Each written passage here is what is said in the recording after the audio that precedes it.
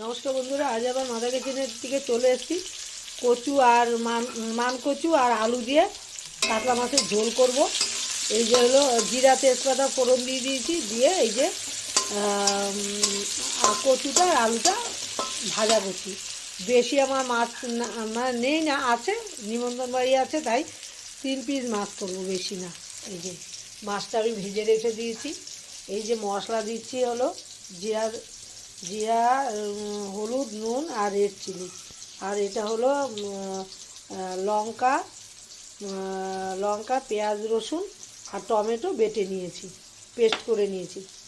বাকিটা কী কী আর তো মশলা কিছু নেই। এখন রান্না মানে কমপ্লিট করব, তাই বন্ধুদের দেখাবো।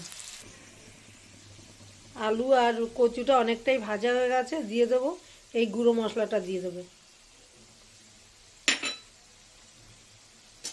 সামান্য জল দেবো, যেহেতু গুঁড়ো মশলা দিচ্ছি এই জন্য সামান্য জল দিচ্ছি। তারপর দিয়ে দেবো এই বাটা মশলাটা। যেহেতু কচু দিয়ে করছি এই জন্য পেঁয়াজ রসুন এগুলি সব দিচ্ছি, আদা আমি দিইনি। আর মাছ বেশি না বলে অল্প অল্প মশলা দিচ্ছি। মশলাটা কষিয়ে নিই, তারপর আবার বন্ধুদের দেখাবো। এই যে আমার আলু আর কচুটা একদম কষানো হয়ে গেছে, মানে বেশিই কষানো হয়ে গেছে। এই যে এবার দিয়ে দেবো হলো জল, দিয়ে দেবো।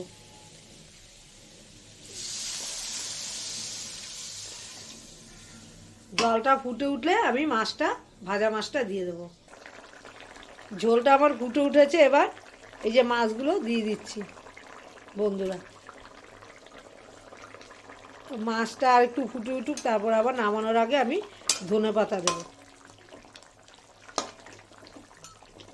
দেখতে তো দারুণ হয়েছে, কচু দিয়ে মাছের ঝোল, মান কচু দিয়ে। কারণ এটার মধ্যে একটু ঝাল তেল বেশি করে না দিলে খাওয়া যাবে না, কচু তো, এই জন্য।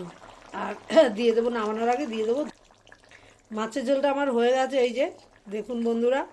আর এবার নামানোর আগে এই যে ধনেপাতা দিয়ে দেবো।